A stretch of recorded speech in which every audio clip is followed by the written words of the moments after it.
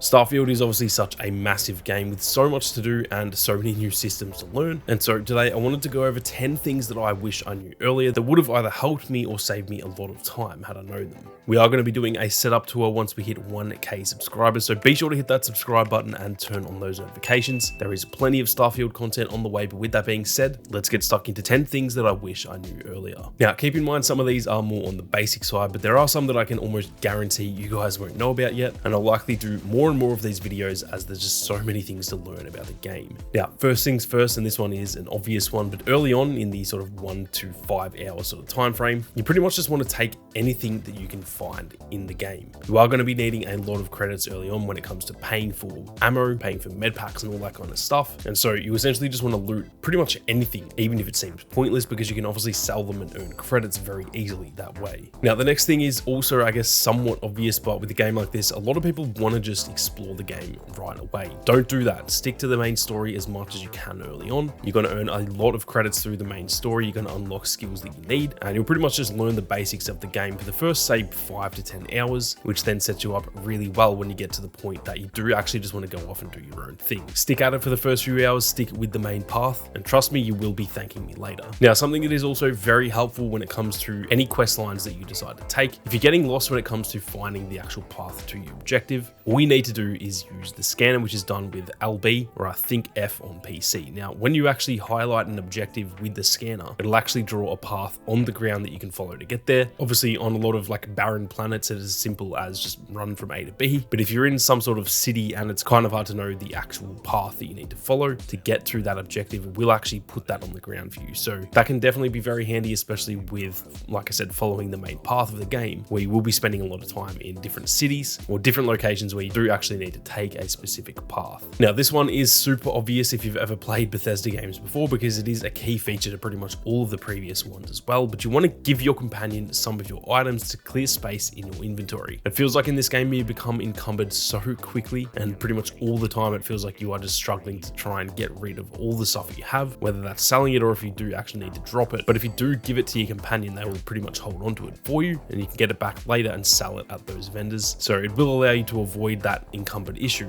while also keeping those items to be able to sell them later on. The next one is pretty basic, but it definitely will help a lot of you guys out. With a lack of ground vehicles in this game, you're going to want to increase your movement as much as you possibly can, because you will be spending a lot of time traversing each planet. Spend some early skill points on your boost pack skill. This is going to help a lot when it comes to traversal, and it will also add to the combat as well. It's going to make you a bit harder to hit and just adds a different depth to the overall combat. Now, the next one actually blew my mind when I figured this out. I don't know if I'm dumb and this is just obvious to everyone, I'm not too sure, but you can actually just line up the digipick pieces without using them, switch to the next one, and then those ones will actually stay in place, so you can kind of sort through them, figure out which ones fit in which spots without actually needing to use them and waste those chances. As you can see here, I'm kind of just lining these up and getting them in the right spots, making sure that they're going to work, but then I just use LB or RB to actually switch to the next one and make sure that that fits as well. And once you've got them all lined up, you can just press A over and over again until you do put them all into place, and obviously you will unlock it. So that is going to save you a lot of time, especially with the more advanced ones, and it will definitely save you a lot of digipicks as well. Now, the next one is also another one that is very, I guess,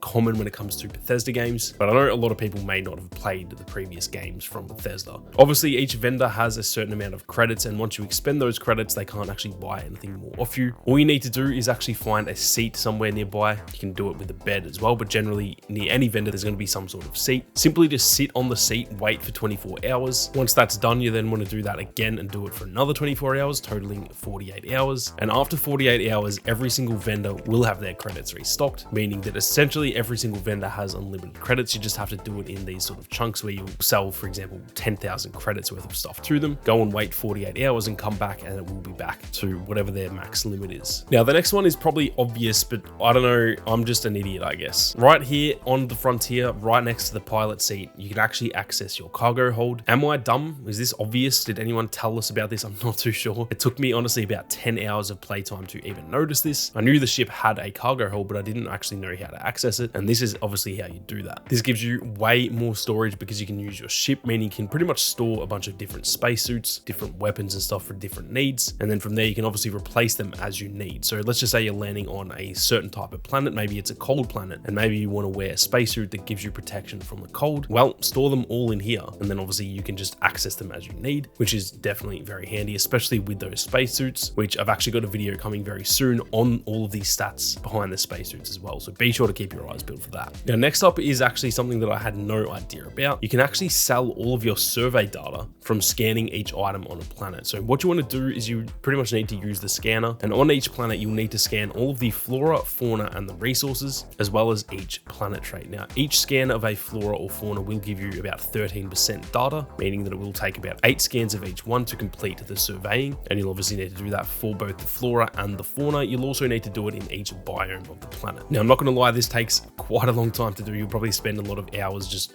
roaming around planets looking for all the different wildlife and all the different plants and stuff like that. But honestly, it is a good bit of fun. You'll find a lot of cool stuff on each of these planets. And once you do finally finish the surveying of each planet, you can actually go to Vladimir on the Eye, which is a space station orbiting Jemison in the Alpha Centauri system. And when you go up to him, you can actually sell all of your surveying data to him for a decent amount as well. So not only is this a really cool way to explore the game, but you can actually make money doing so. Now, last but definitely not least, we have a similar point to the last one, and this is also very, very handy for making credits. I'm sure you guys have come across Contraband in this game, and obviously it does not end well if you try and enter a system and they actually detect that you have contraband on you. You'll either get attacked or you'll be taken to prison, but there is actually a way to avoid doing that. Contraband can be sold for a large amount of money, and what you need to do is head to a place called the Den, which is a space station in the Wolf system, which is right here in the galaxy map, just sort of over to the right of the Sol system or top right to the Alpha Centauri system. You can sell it here, and similar again, you can actually just do that sitting and waiting technique with the credits to make sure that they have enough, because obviously this stuff does cost a fair bit more than most regular items in the game. And like I said, contraband can be sold for a very large amount of money. So if you do find any, be sure to grab it. Be sure to come here first before you go to another system. Otherwise you will get it confiscated. And this is a very, very good way of making money, as well as avoiding being targeted by those enemies when you actually enter that system. So those are 10 things that I wish I knew earlier. Obviously there is going to be plenty of stuff like this, and I've already got another couple of videos like this on the way. So be sure to keep your eyes peeled for more. There is so much to go over in this game, and it's all going to be covered right here on the channel. And like I said, once we do hit 1K subscribers, I will be showing you guys my setup. So make sure you don't miss out on that. But with that being said, thank you all very much for watching. You guys have a great day, and I'll catch you all in the next one.